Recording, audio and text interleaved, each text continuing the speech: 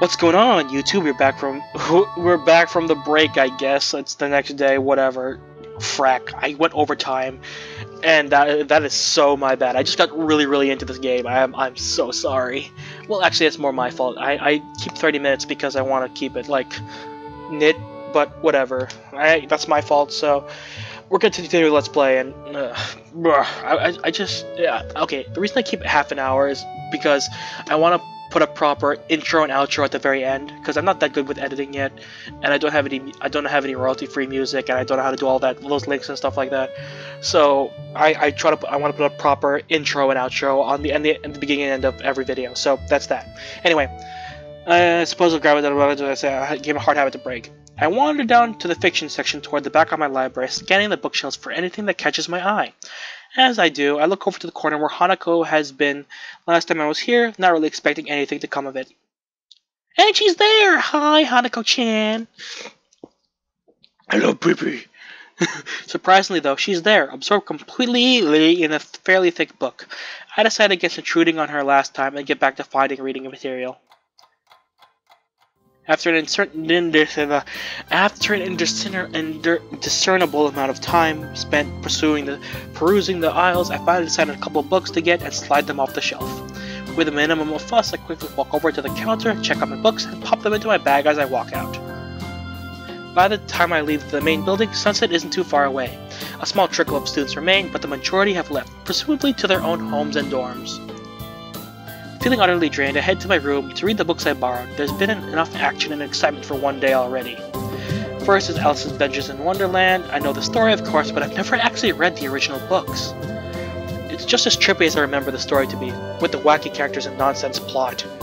I start thinking to myself as some kind of Alice too, happily tumbling down the rabbit hole into this crippled wonder. What the hell?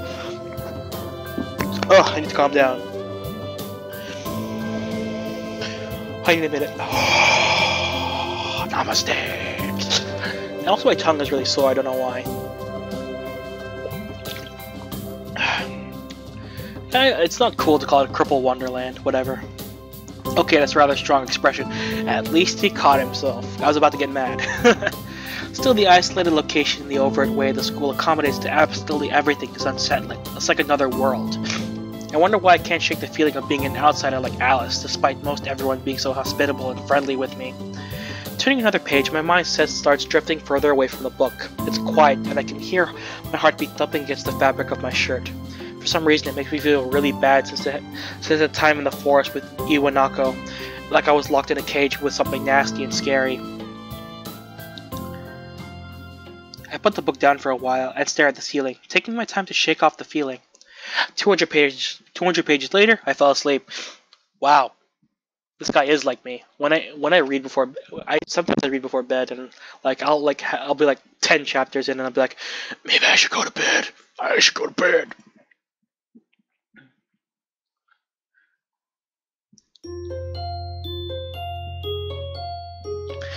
Sometimes I wish I had a face cam on when I play this game, because like whenever that song comes, I just like do a little shoulder shake. The students roll into class for the Saturday morning session, each and every one of them sporting the tired eyes of people who worked through the night. With only a day left to prepare, I suppose it's not so surprising. Thankfully, we have to suffer through classes until lunch break, and then our time is our own. Muto lurches into class with a tired stagger. I suppose students are the only people here that enjoy their late Friday nights. Without saying a word, he scrolls some page and question numbers on the board and slumps down at his desk. It's completely atypical behavior for him, but it appears that no one in the class is going to call him out on it. Wordlessly, the students shuffle their textbooks into position and get to work, not wanting to break the trend. I do the same. Okay. Fatigue has made the class antisocial. Not a peep is heard among the ruffling papers. That can be partly attributed to the two empty seats beside me. For some reason, Misha and Shizune aren't present, probably doing council work for the festival. It's very quiet without Misha present. I wonder if she was born as rowdy as she is, or she is making up for Shizune's lack of voice. Nakai, can I speak to you for a moment? I'm so engrossed in thinking about Misha that I don't even notice Muto approaching my desk. Sure, what's this about? It's probably better if we speak outside the classroom. Something about this doesn't sound too good, but I stand up and follow him out into the hallway. Muto stands in the hallway, scratching his head as he works out what he's trying to say. Not knowing what's going on, I wait silently. I heard from the school's head nurse you had an incident the other day. Ah, so it's about that. Well, kind of, but it's not anything to be worried about. Yes, it is. Anything that can endanger your health is something to be worried about. We try our best to prepare you for life here. Part of that involves knowing your limits and how to work around them. It would be remiss of me if I didn't speak up about this. Alright, I get it. I'm sorry. Muto closes his eyes in frustration, and I realize that this probably wasn't the best thing to say. Something tells me that you're not sorry. Pretend as much as you want, but this isn't a normal school. A lot of people have put a lot of time and effort and money into make sure that you and every other student here can have the same level of education as your peers. For you to abuse that by throwing out advice, especially medical advice, is plain selfish. Oh, throwing out. I thought you meant like throwing it out, like, hey, do this, do that to other people. Like, what? I haven't given any advice at all. I'm not quite sure if this is actually how he feels, or if this is some act that he's practiced many times to guilt-trip students into doing the right thing. Either way, it's working. I understand. This is all new to me, and I apologize. I know my limits now, and I'll be sticking to them. Muto appears to lighten up a little, satisfied that his message has been received. So then, on to my next question. How are you finding your studies? I understand you were laid up for a while. We're not too far ahead, are we? I don't really think so. I tried to keep up when I was in the hospital, so it hasn't been too hard. Muto taps his chin, raises an eyebrow as he absorbs this information. Is that so? I suppose there are still students out there who realize the importance of learning. I wouldn't go that far. I was only trying to keep myself occupied in my little life support prison. Well, yeah, you gotta keep up with these things, right?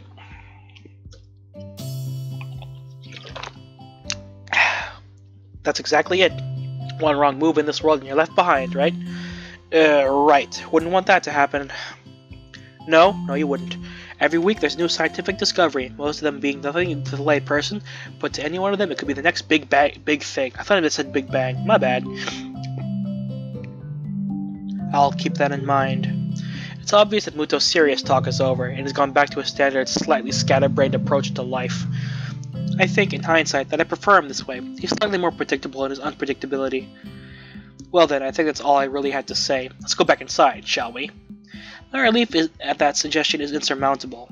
Sure, you're the boss, right? Muto pauses for a moment. I don't think any of my students have ever said that to me before. For an instant, I considered replying to this, but something deep within me tells me to shut my mouth and get back into the classroom. A few of the students jump up at the sound of the door, rapidly trying to pretend they are working on questions on the board. Some don't even bother, their heads slumped onto the desks as they nap. Thankfully, it would appear that Muto doesn't even notice them. He returns to his desk and retrieves a scientific journal from one of the drawers. I guess I got him there. The class returns to their near silence and Muto and I left it in before our chat. Mixed feelings of tiredness and anticipation buzz around the room. Everyone here is either waiting for a chance to rest or the chance to get their last-minute preparations underway.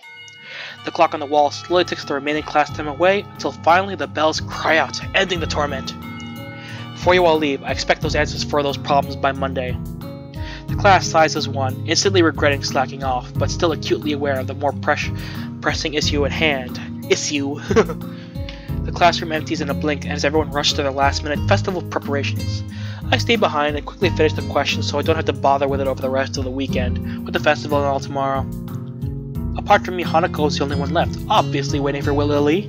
It's weird that Lily comes all the way to our classroom to pick her up. I expect that moving around is at least nominally harder for her than it is for Hanako, but it's none of my business and I naturally look around and don't ask about it from Hanako.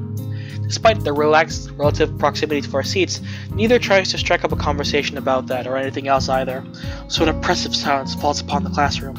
Time passes in silence. It's probably just 15 minutes or so, but it feels longer. I turn pages of my notebook. Hanako turns pages of the novel she's reading. God, I'm reading so fast.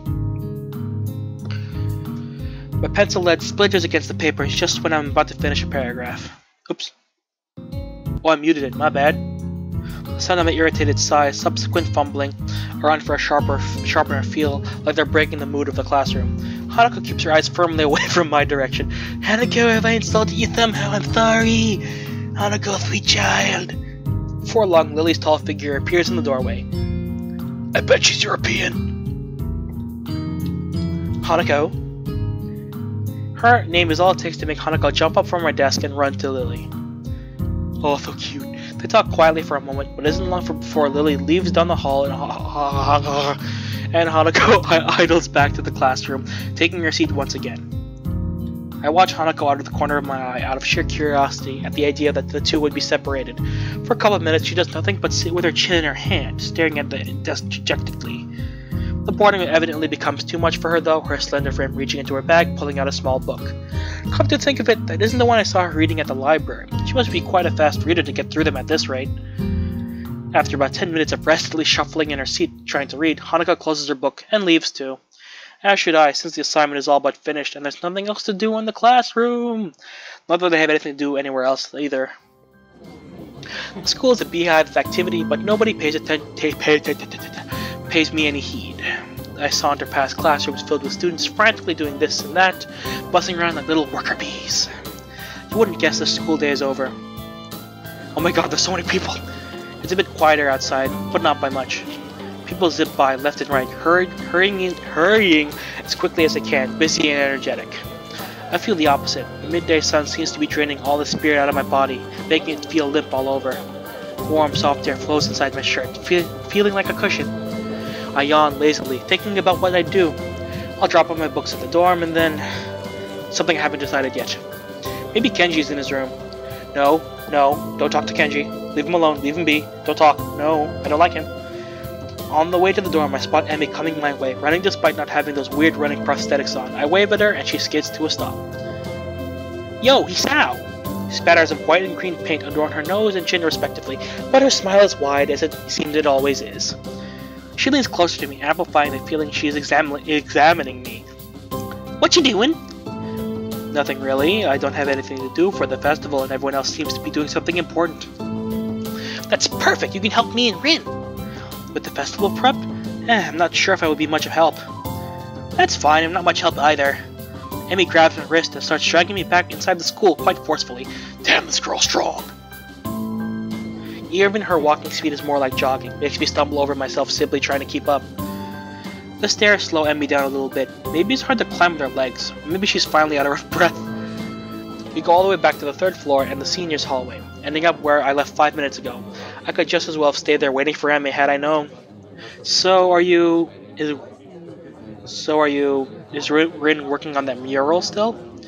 That's right, she needs all kind of paints and brushes and stuff, so I went to get them from the art classroom. And you need me to help with that. Well, Rin told me you had already helped her, so I thought you wouldn't mind. I see. So thanks to Emmy's flaky logic, here I am again, collecting stuff from the art classroom from other people. For other people, my bad. Her room is empty apart from ourselves and the lowly specks of dust floating in the air. Emmy skips straight away to the back wall, digging out a tiny crumpled piece of paper from her pocket. While she tries to make sense of the scrawled handwriting, I take a closer look at the materials lying around here. Dozens of paint cans and bottles are arranged on the shelves in the most unorganized fashion. Some look like they've been left there for several decades, relics of previous art club generations. Next to the heavy stack of neatly piled drawing paper are boxes full of different sized brushes and unsorted crayons.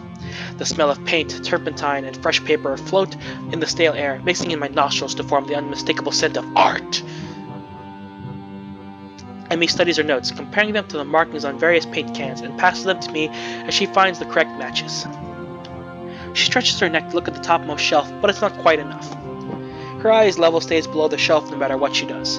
Emmy gives up and just looks up at the shelf longingly, like a child at a toy store, huffing in annoyance.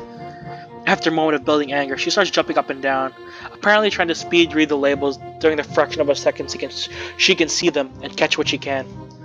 It's no surprise that she fails miserably and almost manages to bring the entire shelf crashing down. Now I see why me lending a hand here will be useful. Come on, let me do that. You can't jump high enough and I don't want you to hurt yourself trying. Also, I'm like twice your height. You're not! She turns around flaring scorn, flushed cheeks and all. Just kidding, just kidding. Anyway, I'll look up there, okay? She glares at me one more time, but can't come up with a retort. With a grudging humph, she turns her back on me. So I begin scrounging around the top shelf for paint, while below, Emmy crouches to scavenge what she can from the cupboards. I shake my head a little after double-checking to ensure she can't see me do so. Emmy having a complex about her height was a surprise. I wouldn't have joked about it otherwise. She seems easygoing, but I guess everyone has their weak spots too. Only after we have almost all the items collected and spread on a desk, just like a treasure hunter's spoils, do I realize that it wasn't necessarily a height gem that got her riled up. She might like being told that she can't do something, like jump, but Emmy herself can't seem to have forgotten about it already. Quick to anger, quick to forgive? Is she that type of person? At least she doesn't seem to have taken anything to heart. She chatters away happily while we pick up the rest of the items and then make our way back to Rin. I chivalrously carry the bag of bulk of materials as we make our way towards the dormitories. Rin is really stressed about getting her painting done. It's all her own fault though, she should have started earlier. Is she gonna make it? No idea! It looks good to me, but with Rin, you never really know what's going on. I found her this morning lying in front of the dorm in fetal position. She hadn't slept all night. I can't believe that the night nurses hadn't found her. And now she's painting again like crazy. Yeah, I've noticed she comes off as kinda unhinged, so to speak. Emmy giggles at that, as well as at my likely too obvious awkwardness. I don't mind it, she's just a little weird sometimes. On that I can agree with her. Unlike me, Emmy seems to be cool with Rin's whatever it is that feels so off about her. Still, they don't feel close like Nisha and Shizune do. With them working as a single entity sometimes, it's hard to say where one ends and the other begins. Even though they're so different, just like Emmy and Rin are. And Rin is the most different of them all, different from anyone else I've met. Yeah, I guess she's a very unique person. I return to that word again, as if it encompasses Rin's personality by itself. But really, it's just a substitute for lengthy description of her oddities. Sorry guys, burping. Emmy giggles as I grasp about it for a properly descriptive word. She's just weird. You know, earlier she just spent half an hour sitting on her box and staring at her toes. She giggled in a way that makes me think she doesn't know what's funny about it. Without it, it just is. All that time. The working area is a mess, but the mural itself has taken over even more of the wall since I last saw it. The disfigured human figures have been mostly colored in tones of red, pink, and orange, weird imagery, these things populating the spaces between. It looks nice. I can't think of any other word that would describe the work concisely and comprehensively, so I settle myself into a nondescript nice. But honestly, it seems the area around the wall becomes untidier at the same rate as the mural progresses. The ground is littered with dozens of paint cans, various art supplies, and empty soda bottles. Rin herself was in the center of the chaos, standing there looking very cozy as if she were a natural part of the scene. Her pant legs have been rolled up to her knees, exposing her thin legs, which sport a drying spectrum of war paintings, similar to those on Emmy's face. Emmy sprints to Rin ahead of me and gleefully jumps in front of her. I'm back! That was fast. Did you run in the corridors again? Hisao, help me! Emmy points victoriously at me. Rin turns, following Emmy's finger with her eyes, looking at my general direction. She nods absent-mindedly at me. She looks like she hasn't slept since last night, a vacant glazed stare that's focused slightly off at me. And movements like an episode movie. Wow. Hello, Hisao. Thank you for the help. Don't mention it. I just did. Never mind. Looks like you've made progress, looking good as far as I can tell. But now you get more bad luck. I know, but I'm willing to take the risk. That's a very nice thing for you to say. For me, of course, not for you. This is why artists are always unlucky. Oh, wait, whoops. This is why artists are always unlucky. They have to constantly look at their unfinished paintings. So artists can't find romance, their favorite TV shows are cancelled, or they die young because of unspecified disease. It's a deep and mysterious law of the universe. Unless they are blind. She considers this for a while, looking like she's gonna fall asleep. There's a boy. At the art club, you see. Blind boy, so he doesn't see. He should become an artist. No bad luck guaranteed. Don't you think that would be a good idea? That only blind people should become artists? No, not as such. You might have a point. Abandoning this train of thought, she turns again to consider her work, starts humming a tune that I think I recognize but can't remember the name of. Emmy arranges the supplies we bought and moves a few paint cans around, trying to bring some organization to the scene. Sorry guys, for some reason my tongue is sore. Emmy, I need Prussian blue paint. Which one's Prussian blue? She's staring helplessly at 7 or 8 cans, each with a different tone of blue. It's the one with the Prussian blue paint in it. God, you're no help! Jeez, Rin, you're not helping at all! I look around as well, even though I don't know what Prussian blue looks like. Either. I wonder what blue has to do with Prussia, or what Prussia even is. The name sounds vaguely familiar, but I can't place it. That's the old name for Turkey, right? Oops.